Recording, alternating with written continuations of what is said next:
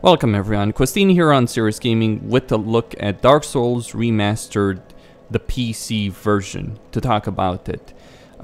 I am doing this video of a game that came on PC years ago, in large part thanks to the efforts of Total Biscuit, John Bain, who recently passed away.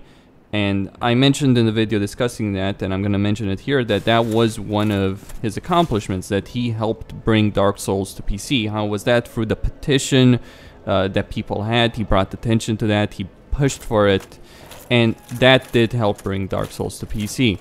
But let's be clear on something, the original version of Dark Souls was abysmal, from the resolution, to the FPS, to the mouse and keyboard controls. In particular, the mouse was atrocious.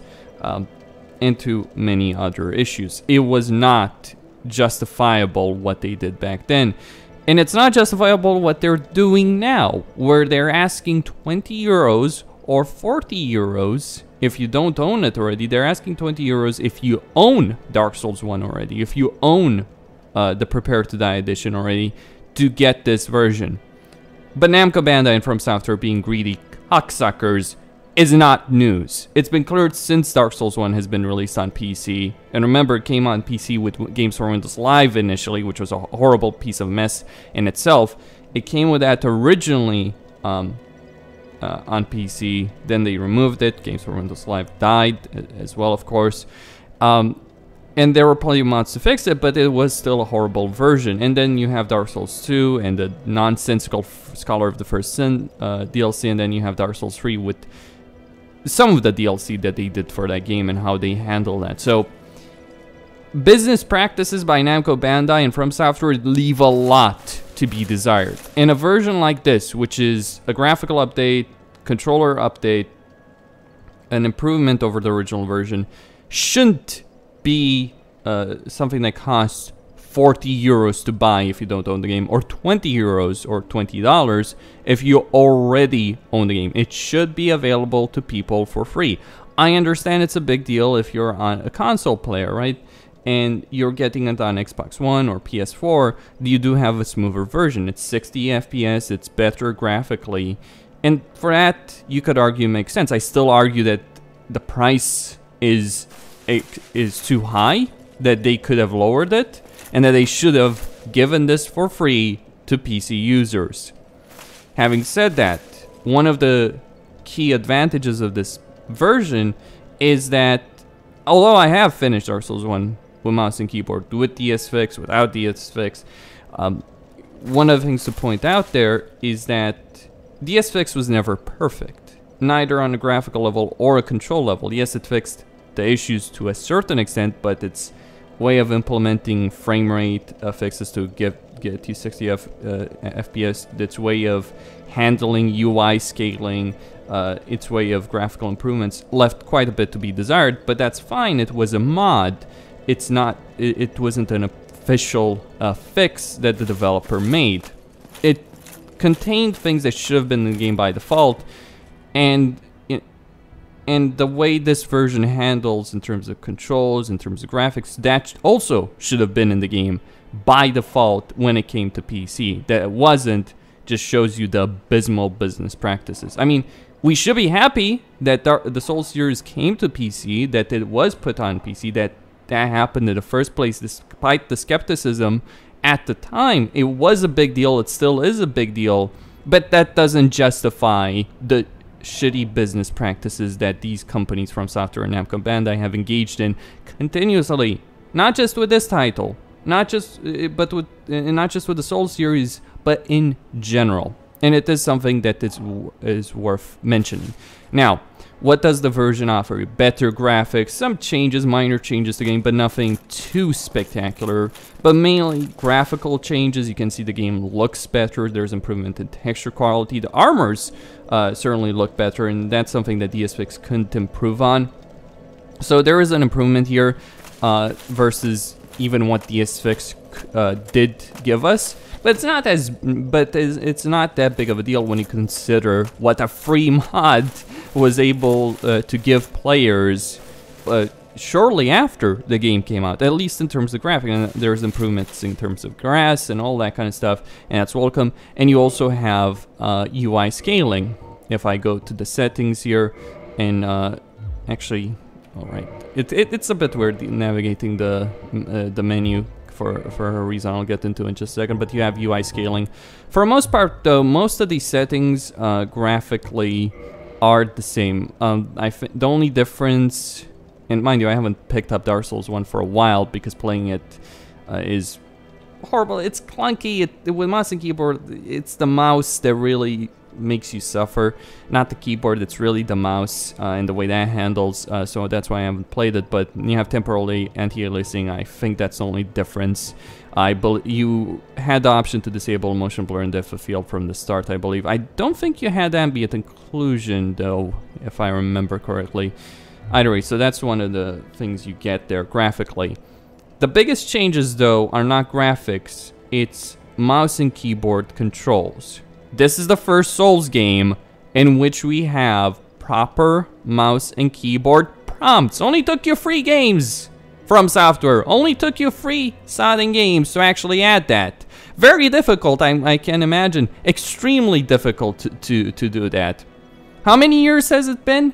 I'm not gonna be nice to them because there's nothing to be nice about when it comes to this game. We've been waiting, clamoring for stuff like this for years, and they finally do it in a $20 version of the first game. Thank you very much for that one. It's totally worth it. So you get mouse and keyboard prompts. You get the option to rebind your keys, though you already had that. And mind you, this game does take you through the options menu when you start a new game. I personally changed some of the things in terms of block and parry because I feel the default ones are a bit ridiculous. Like blocking with your right mouse button when your left mouse button is your attack button, your main attack button, is just a bit ridiculous. I personally have switched it to have the right mouse button be my strong attack, my left mouse button to be my light attack. So that's one of the things. I am struggling with one aspect here, and that's to toggle between locked on enemies. That's certainly something I am struggling with a bit. I think it actually is the mouse, though it does seem a bit unresponsive for some reason, though I guess you just need to flick your mouse a bit, but it works. Responsiveness wise, it works mostly fine. I'm not seeing any lag. There was quite a bit of lag in Dark Souls 2 when that originally came out. And I don't think that was ever fixed unless you count the Scholar of the First Sin. By the way, thank you for introducing something like that and the Scholar of the First Sin edition, but not the default game edition, where they fixed the input delay on the keyboard. That was certainly an issue because you couldn't block in Dark Souls 2 properly by default. You had to use an auto hotkey script in order to fix that. Okay, so I am able to switch between locked on enemies with no real issue. That's fine. So it's fairly responsive. It runs well, but I'm seeing some, I don't know, weird frame rate, some weird stuttering from time to time. It was present in Dark Souls 3 when the game was saving, so it might be that.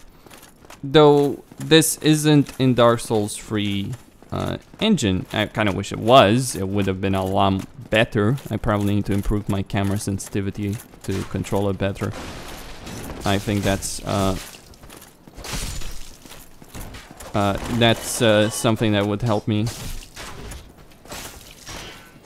And obviously I haven't played Dark Souls in general for a while, and certainly not Dark Souls 1.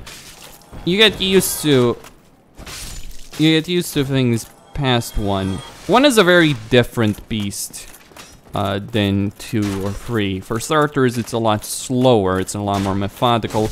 I mean, 1 is, in my opinion, the best game, or at least the more immersive game in the series. At least that's how I view it. Alright, let's just save there. I had already gone past this area. I didn't have souls at the start because I died.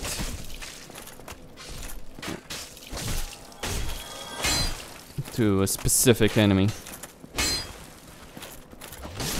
Alright. I put parry to tap. So, overall, it handles mostly fine. There's some issues, but those issues... Oh, what the... That was fun. I just locked on that anyway. But yeah, there are some issues, specifically with using your keybinds when you're, say, reading a message or something like that. But those issues already... oops, wrong key. I need to press C. So having prompts is very, very welcome in the game. And certainly an improvement over what existed in the past. Okay. Keep moving. I mean, it's running at 60 FPS, it's running at a good resolution, it's got some improvements in terms of graphics, and mouse and keyboard controls, which are very, very welcome. But it's not worth the price.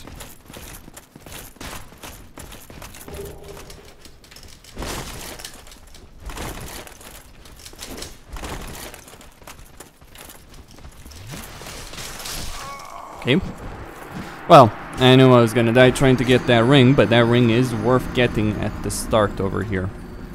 Certainly something worth doing. And obviously, I'm not exploring properly or doing anything properly. I'm just here to show you some parts of the gameplay. So, some improvements, but Namco and From Software continuing down their extraordinary great business path. You know what? I'm just gonna say it outright. If they continue down the same path, if they keep doing things as they are, it doesn't matter how many Souls games they make, especially if they do another Dark Souls 3. I mean, you know, just a point of discussion. Say what you will about Dark Souls 2. It was a long journey. It wasn't as great as Dark Souls 1 in the eyes of many people. I personally prefer it because it handled better on PC.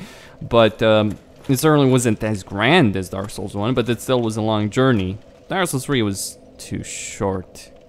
And also too fast. I mean, maybe that's just me, but I prefer these games to be more methodical, slower pace and all that, instead of just, oh, we will rush through everything that's in our path and engage a ridiculously powerful boss fight.